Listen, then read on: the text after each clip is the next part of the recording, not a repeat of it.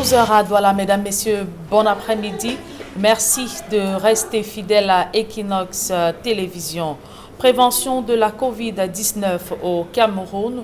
Les premières cargaisons de vaccins viennent d'arriver à l'aéroport international de Yaoundé-Simalène en provenance de Chine.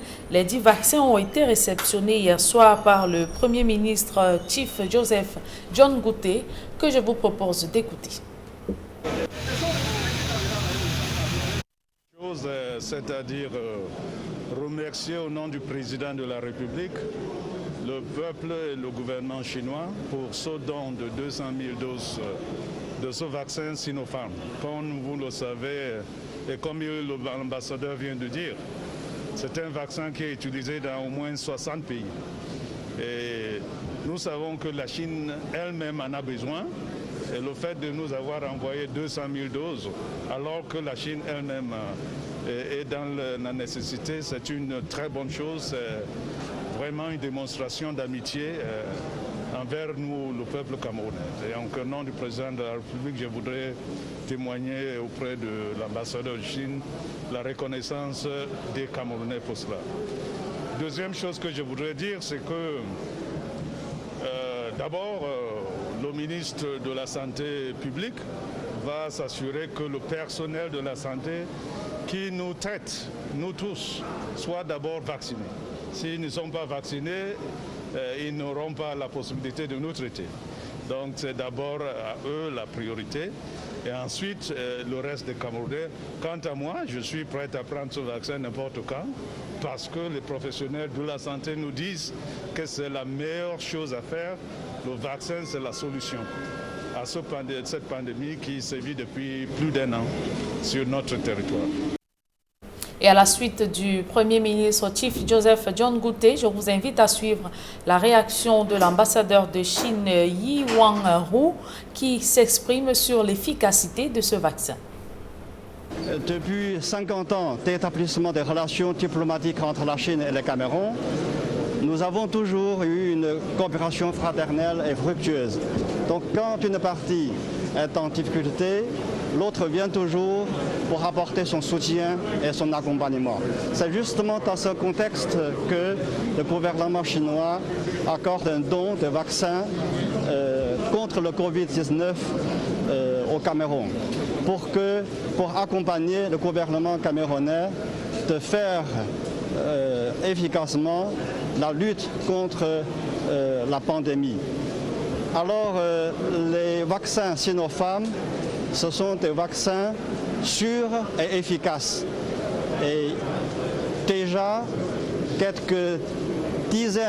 plusieurs dizaines de millions de Chinois ont été vaccinés de ce produit. Et ce produit a aussi importé dans une soixantaine de pays étrangers. Donc nous aimerions que ce produit puisse apporter une contribution et un soutien au peuple camerounais pour protéger les vies, pour aussi améliorer les conditions pour la relance de l'économie et la coopération régionale.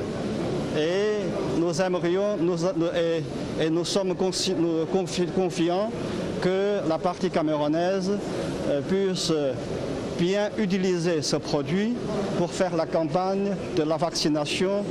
Et j'appelle aussi les gens qui sont concernés à se présenter massivement à la campagne de vaccination parce que c'est non seulement pour la santé de soi-même, mais aussi pour la santé de tout le monde.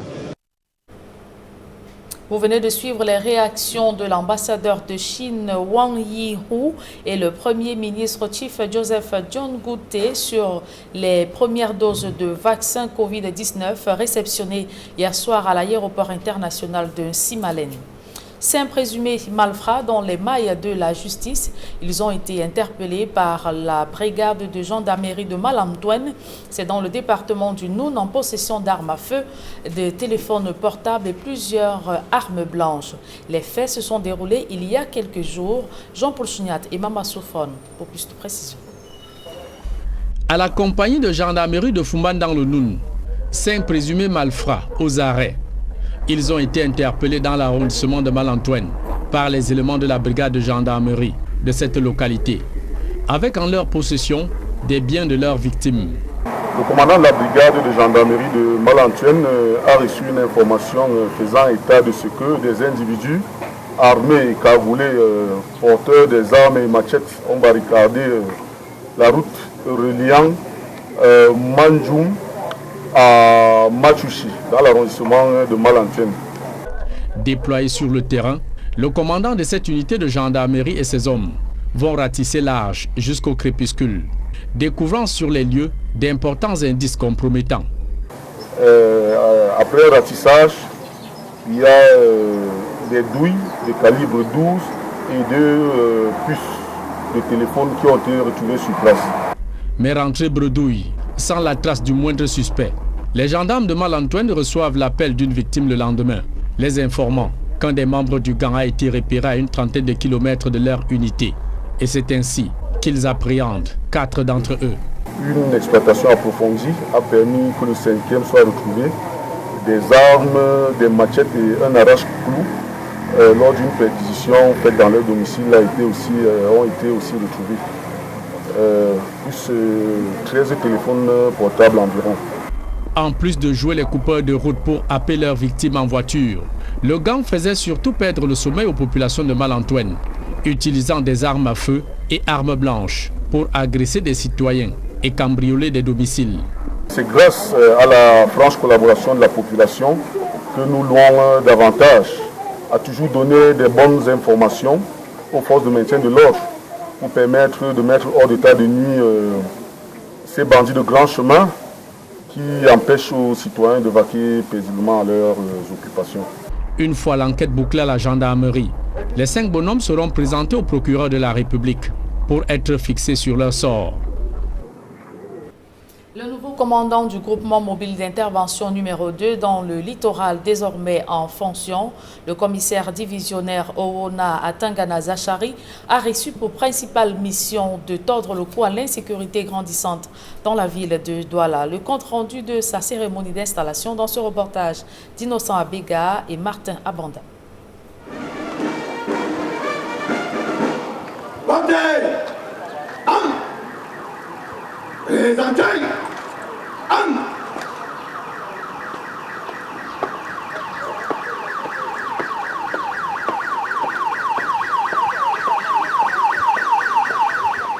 Une sortie officielle du délégué régional pour le littoral, Raymond Essogo.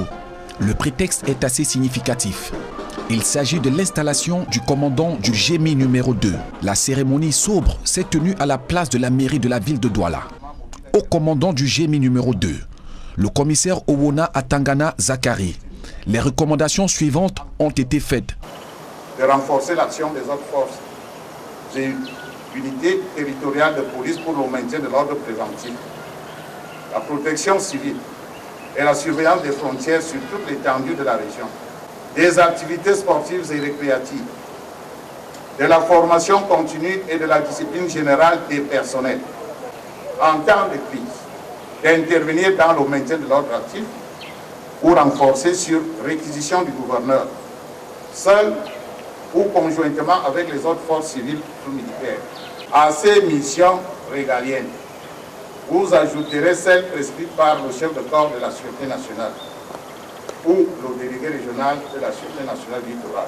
Une fois les attributs décernés, il a été question de conférer les pleins pouvoirs au nouveau responsable du GMI numéro 2. Vous reconnaîtrez désormais comme votre chef, commandant du groupement mobile d'intervention numéro 2 du littoral à Douala, le commissaire divisionnaire Owona Atangana Zachary, ici présent. Vous lui obéirez en tout ce qu'il vous commandera pour le bien du service, l'observation des lois et règlements et le respect des institutions de la République. Dans sa mission, le commandant du groupement d'intervention mobile numéro 2 se fera accompagner de 3 nouveaux commandants de compagnie, dont 2 femmes. Le commandant mobile d'intervention numéro 2 du littoral, À mon commandement. Portez. Armes. Reposez. Armes. Oh. Le commandant du GMI numéro 2 témoigne sa reconnaissance et garantit l'application des consignes de la hiérarchie. Je ne ménagerai donc aucun effort pour relever le défi sécuritaire qui nous interpelle tous dans cette ville. Nous donnons le meilleur de nous-mêmes. Nous mettrons un accent sur la discipline sans laquelle nous ne pouvons pas avancer. Nous essaierons de mettre par tous les moyens possibles les malfaiteurs hors de notre chemin pour que les populations de Douala, en particulier celles du littoral en général, vivent dans la quiétude. J'ai une équipe nouvelle qui arrive et avec elle nous allons impulser une nouvelle dynamique.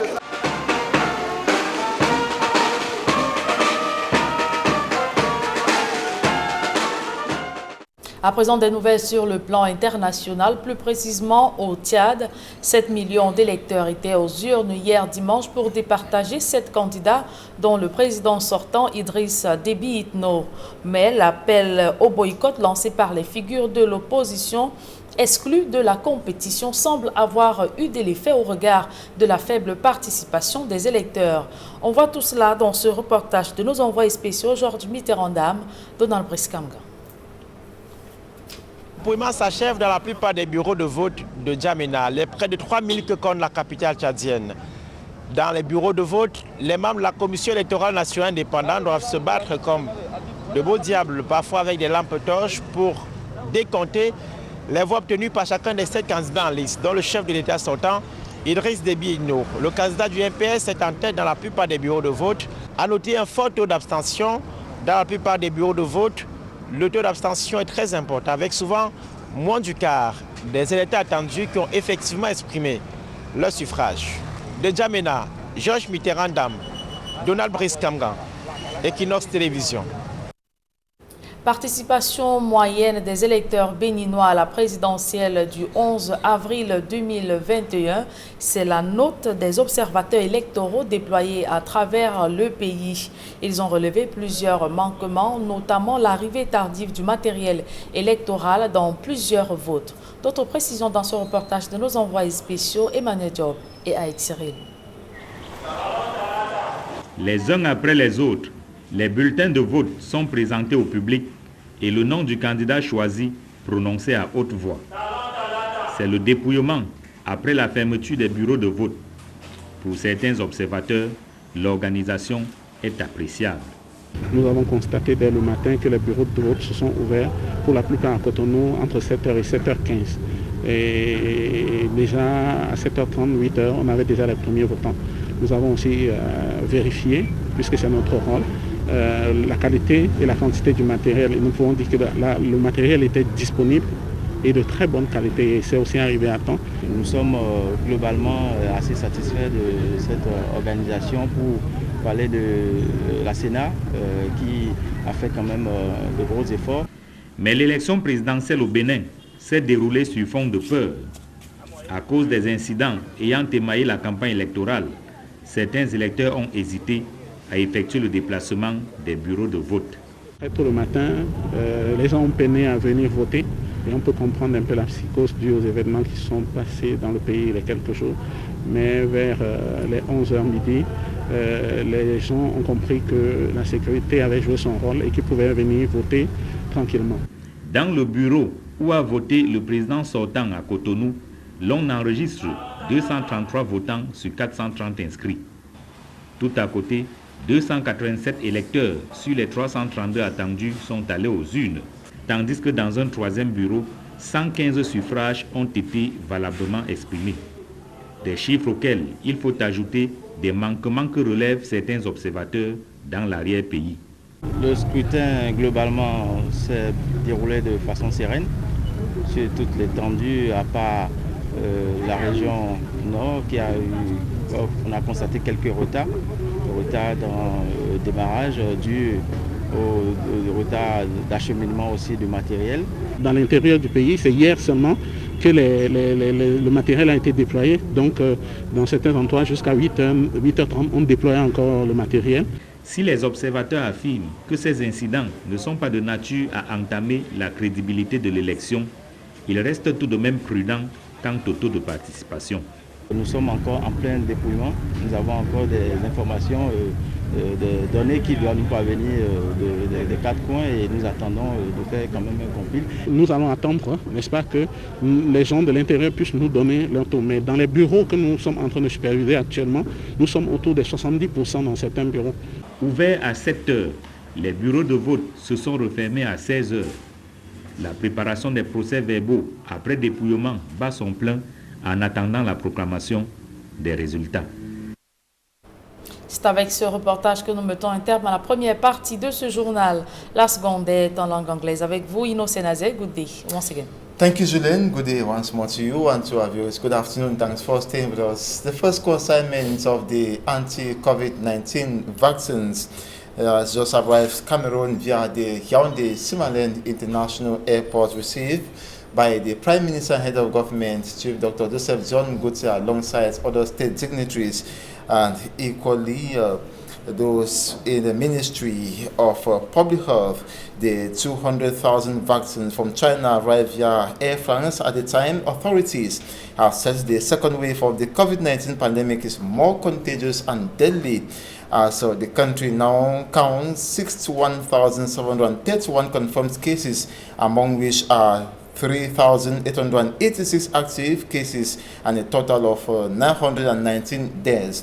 The Prime Minister equally weeks back said the vaccines produced by Cameroon or procured by Cameroon will be voluntarily received and not obligatorily, but notes it will do good to those who receive it. And the Prime Minister equally noticed at the Yaoundé Simalène International Airport that priority will be given to health workers in the country.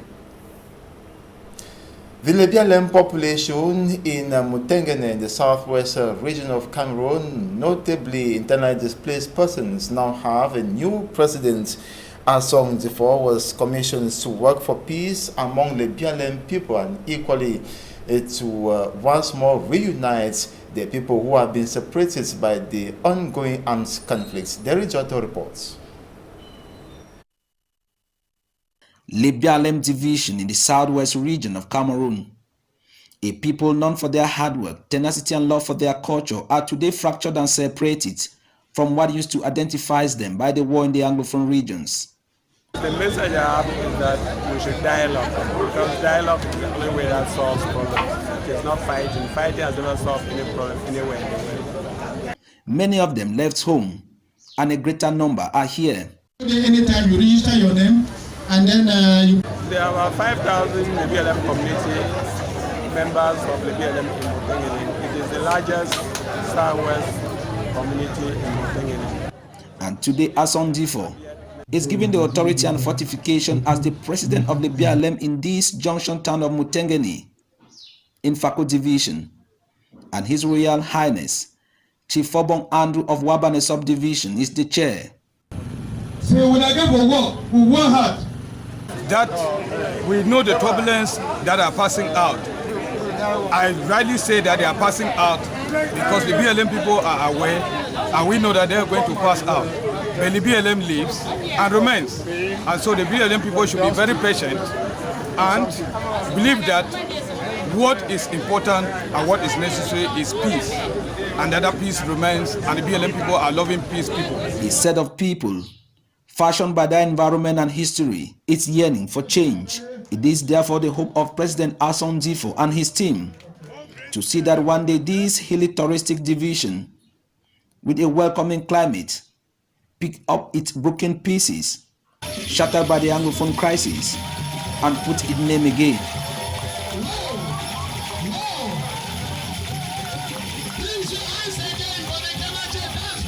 Elis of Bafao, traditional rulers in the southwest region of Cameroon, say they have lost an archive, a baobab, a truth teller, and the last of the barons. Senator Fon V.E. Mokete, he died Saturday at the age of 103. Derry Jotto compiles reactions of some of the Elis and traditional rulers in the southwest region in the following report. Senator Fon Victor Esemisongo Mokete has joined his ancestors. missing part in our midst is a great loss. It's a great loss. Our archives of this country is gone.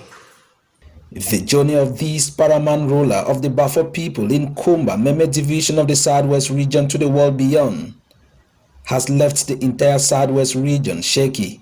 Their voice is gone. And especially his constituency of the Southwest region, and Kumba in particular, shall miss his commanding voice. For all the chiefs, the Bafo people, and the entire Cameroon, we have lost a baobab. To Chief Mafaninje Martins, President of the Southwest Chiefs Conference, Senator Fon V.E. Mukete was an umbrella. He will always tell anybody at any time what is right and what is wrong.